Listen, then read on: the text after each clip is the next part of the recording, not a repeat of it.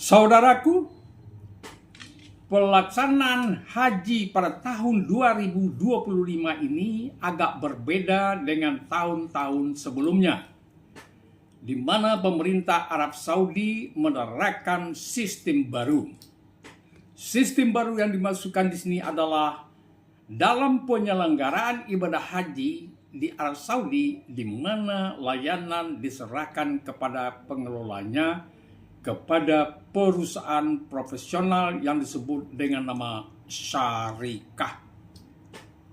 Untuk menerapkan sistem baru tersebut, pihak Indonesia sudah melakukan seleksi kepada beberapa badan usaha yang menawarkan jasanya. Maka pada tahun ini diputuskan bekerja sama dengan 8 syarikah yang akan melayani jamaah haji Indonesia pada tahun 2025 ini. Namun saudaraku, di dalam beberapa hari penerapannya sudah mulai muncul masalah-masalah seperti satu kloter tidak ditangani oleh satu syarikah. Hal ini bisa menimbulkan masalah baru seperti perbedaan hotel, keterpisahan rombongan dan keluarga, dan masalah lain yang akan kami uraikan nantinya pada video-video berikutnya. Kebijaksanaan syarikah ini dimaksudkan untuk meningkatkan kualitas pelayanan. Namun kami melihat pihak PPIH belum mempersiapkan mitigasinya, dan begitu juga dengan pihak syarikah kurang memahami kultur dan psikologi jamaah Indonesia. Begitu juga dengan ekosistem haji Indonesia yang memang berbeda dengan negara lain, seperti dalam hal pembentukan regu, rombongan, serta kloter. Untuk memahami masalah-masalah yang terjadi ini, kami akan mengutip dan menayangkan penjelasan pendapat dan komentar baik dari pihak Kemenak atau PPIH, anggota DPR RI, dan juga pendapat dan solusi dari fraksi PKB yang disampaikan oleh anggotanya yang juga merupakan anggota DPR.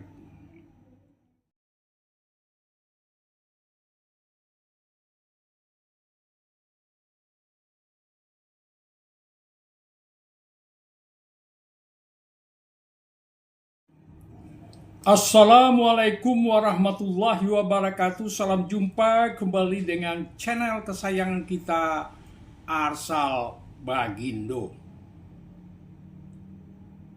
Bismillahirrahmanirrahim. Alhamdulillahirrabbilalamin.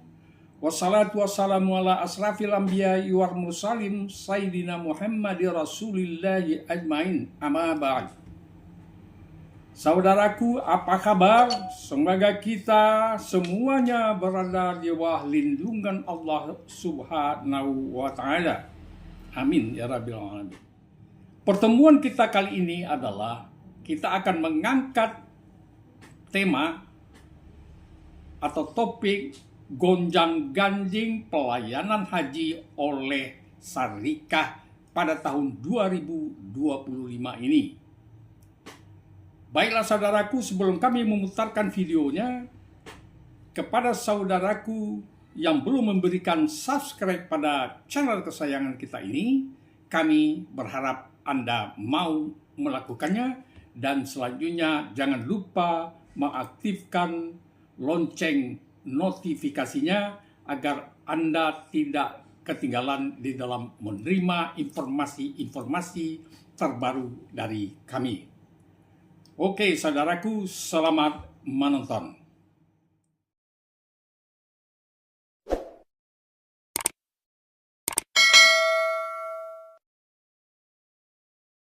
Baiklah saudaraku, sebelum kita menjelaskan permasalahan yang terjadi, sebaiknya kita harus memahami dulu apa itu syarikah. Sejak tahun 2022, pemerintah Arab Saudi membuat kebijakan mentransformasi layanan haji dari yang berbasis wilayah ke yang berbasis perusahaan penyedia layanan atau yang disebut juga dengan nama syarikah. Sistem ini akan memudahkan pengendalian dan memperjelas koordinasi serta mempercepat respon terhadap kebutuhan jamaah di lapangan nantinya. Untuk itu, pemerintah Arab Saudi menunjuk sejumlah perusahaan penyedia layanan atau syarikah yang bertanggung jawab untuk mengatur kebutuhan jamaah haji yang ditawarkan kepada negara-negara peserta. Syarikah tersebut merupakan perusahaan resmi yang ditunjuk mengelola berbagai keperluan jamaah haji internasional selama berada di Arab Saudi. Saudaraku, dalam hal untuk menindaklanjuti kebijakan Arab Saudi tersebut, kami mengutip berita dari Kemenak Sumatera Barat tanggal 12 Mei tahun 2025 yang menyitir penjelasan Ketua PPIH Arab Saudi Mukhlis Hanafi di kantor daerah kerja Makkah.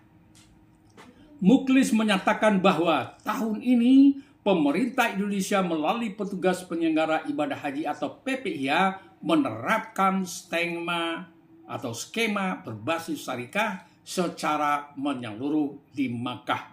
Langkah ini diambil sebagai bagian dari upaya peningkatan kualitas pelayanan haji.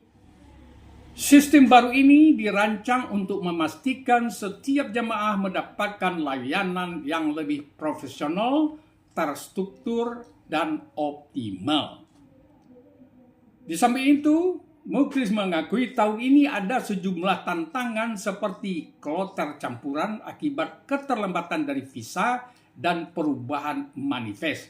Namun, PPIH sudah berjanji menjamin hak layanan jamaah tetap aman. Selanjutnya, Mukhlis menjelaskan bahwa penempatan hotel di Madinah tetap mengikuti susunan kloter. Sementara di Makkah dan di puncak haji Ar-Muznah, Ar-Rafah, Musdalifah, dan Mina, layanan disesuaikan dengan syarikah yang menaungi masing-masing jamaah. Dalam hal menyikapi kloter campuran yang terjadi akibat keterlambatan visa, perubahan manifest, dan sinkronisasi data membuat satu kloter terdiri atas jamaah dari lebih dari satu syarikah. Meskipun demikian, PPIH memastikan bahwa jamaah tetap mendapatkan hak layanan secara penuh. Selanjutnya, saudaraku, ada pertanyaan, kenapa harus dengan layanan syarikah? Perlu kita ketahui bahwa sejak tahun 2022 sebenarnya Saudi sudah menerapkan kebijakan transformasi layanan haji dari berbasis wilayah ke berbasis perusahaan penyedia layanan atau syarikah. Sistem ini dimasukkan adalah untuk memudahkan pengendalian, memperjelas koordinasi, mempercepat respon terhadap kebutuhan jemaah di lapangan. Indonesia menyambut kebijakan ini dengan melakukan penyesuaian secara bertahap yang tetap memprioritaskan kenyamanan dan perlindungan terhadap jamaah. Selanjutnya, saudaraku, mari kita lihat apa saja janji-janji PPIH tersebut. Dengan skema ini, PPIH memastikan layanan di Arafah, Musdalifah, dan Mina lebih terorganisir mulai dari transportasi hingga akomodasi. Yang kedua, hak dan layanan jemaah tetap dijaga. Dengan penataan berbasis syarikah ini tidak akan mengurangi hak-hak jemaah. Semua jemaah tanpa memandang syarikah yang menangginya tetap mendapatkan layanan akomodasi sesuai dengan kontrak seperti konsumsi 3 kali sehari, transportasi antar lokasi, dan bimbingan ibadah. Sebagai tambahan informasi bahwa meskipun di Makkah jemaah dikelompokkan berdasarkan syarikah, maka skema kepulangan tetap menggunakan format kloter seperti saat keberangkatan. Hal ini penting untuk menjaga integritas data serta kenyamanan sosial jemaah. Oke, saudaraku. Selanjutnya mari kita lihat komentar dari anggota DPR tentang penerapan dari syarikah ini. Hanya memang banyak laporan dalam satu kloter jamaahnya bisa terbagi dalam beberapa syarikah. Bahkan ada yang sampai 4 syarikah dalam satu kloter. Misalnya begitu. Kemudian ada 2 kloter ditemui petugas, ketua kloter PPIH, TKHI berbeda syarikah dengan jamaahnya dan sebagainya. Sehingga mungkin berbeda dengan apa yang dijelaskan tadi. Nah, inilah yang saya kira kesulitan-kesulitan mendapatkan kartu nusuk, misalnya sulitnya menghubungi petugas syarikah. Ini yang mesti diantisipasi dan nampaknya memang penyelenggara dalam hal ini Kementerian Agama sedang dalam proses karena ini kan baru. Selanjutnya saudaraku, sebaiknya juga kita mendengarkan komentar atau penjelasan atau saran dari anggota fraksi PKB DPR RI yang juga sekaligus menjadi anggota DPR RI dari Komisi. Adalah ketika muncul keterpisahan. Jadi misalnya ada satu kloter datang tiba-tiba dibagi 3 hotel. Nah, hotelnya berjauhan. Luar biasa. Lalu ada orang yang sudah sampai ke hotel, kopernya baru datang 2 hari kemudian.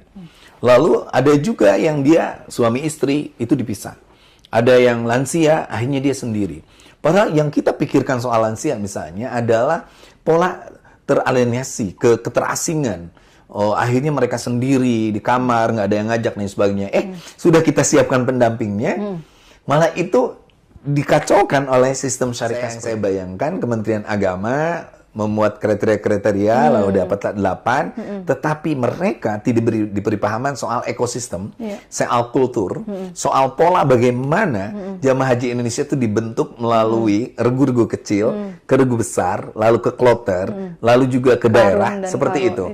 Itunya harusnya dipikirkan, karena orang Arab Saudi mungkin merasa, samalah orang Indonesia, samalah mereka dan lain sebagainya. Adalah kita tahu kelemahan di kita, orang-orang yang ngurus haji di Indonesia itu rata-rata ustadz yang hanya ngomong soal ibadah, yang ngomong hanya soal sabar, syukur.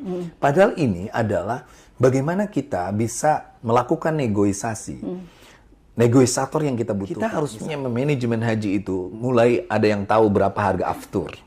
Nah, berapa penerbangan, bagaimana harga tenda, lalu juga bagaimana kualitas catering. Maka kita butuh seorang yang ahli soal perniagaan, perdagangan, lalu orang yang tahu gizi dan lain sebagainya. Nah, itu yang terjadi hari ini. Gagal dipahami soal kultur. Bagaimana ekosistem haji di Indonesia itu berbeda dengan ekosistem haji yang lain. Misalnya di Indonesia itu ada yang namanya kloter-kloter. Di kloter itu kita tahu ada yang namanya karom, kepala regu, dan lain sebagainya. Dan itu pasti ada yang suami istri disatuin, dan lain sebagainya. Ada orang yang belum pernah berangkat kemana-mana naik pesawat, mereka harus didampingi, termasuk lansia yang didampingi oleh misalnya cucunya. Itu nggak dipahami. Mereka tidak diberi pahaman soal ekosistem, soal kultur, soal pola bagaimana jamaah haji Indonesia itu dibentuk melalui regu-regu kecil, ke regu besar, lalu ke kloter, lalu juga ke daerah, seperti itu. Itunya harusnya dipikirkan, karena orang Arab Saudi mungkin merasa, samalah orang Indonesia, samalah mereka dan lain sebagainya, padahal berbeda. Kita usahakan, tapi kita ini menjadi catatan untuk di tahun yang akan datang. Soal hajj, soal pemisahan yang harus tepat waktu, dan ketiga soal pemahaman dari syarikah itu tentang ekosistem dan kultur Indonesia. Kuncinya adalah syarikah itu harus memahami ekosistem Indonesia, haji Indonesia, kultur Indonesia, lalu psikologi orang Indonesia.